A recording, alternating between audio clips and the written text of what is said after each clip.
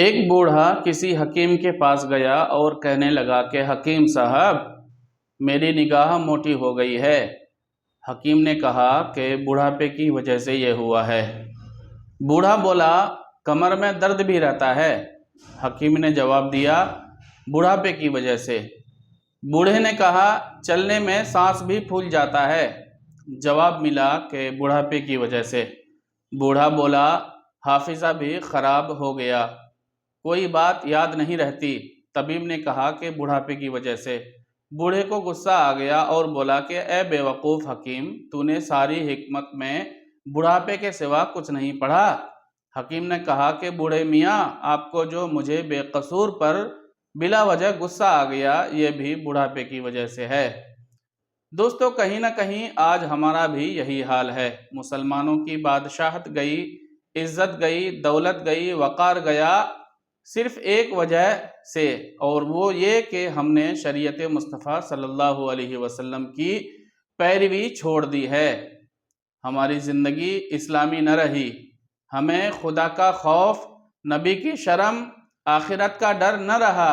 یہ تمام نحوستیں صرف اسی لیے ہیں کہ ایک خوبصورت شعر یاد آ گیا کہ دن لہو میں کھونا تجھے، شب نیند بھر سونا تجھے، شرم نبی خوف خدا، یہ بھی نہیں وہ بھی نہیں۔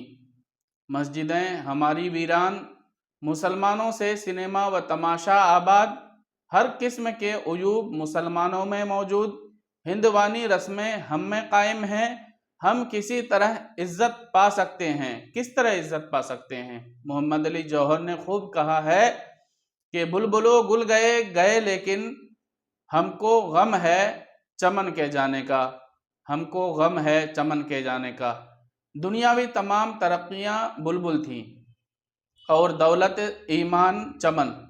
اگر چمن آباد ہے، ہزارہا بلبلیں پھر آ جائیں گی، مگر جب چمن ہی اجڑ جائے تو اب بلبلوں کے آنے کی کیا امید ہے؟ مسلمانوں کی اصل بیماری تو شریعت مصطفیٰ کو چھوڑنا ہے۔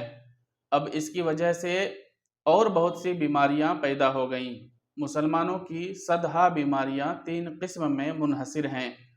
اول تو یہ کہ روزانہ نئے نئے مذہبوں کی پیداوار اور ہر آواز پر مسلمانوں کا آنکھیں بند کر کے چل پڑنا۔ دوسرے یہ کہ مسلمانوں کی خانہ جنگیاں اور مقدمہ بازیاں اور آپس کی عداوتیں۔ تیسرے یہ کہ ہمارے پروجوں کی ایجاد کی ہوئی خلاف شرع یا فضول رسمیں۔ ان 3 قسم کی بیماریوں نے مسلمانوں کو تباہ کر ڈالا، برباد کر دیا، گھر سے بے گھر بنا دیا، مقروض کر دیا، غرض کے ذلت کے گڑھے میں دھکیل دیا۔ یا اللہ ہمارے حالات پر رحم فرما، آمین۔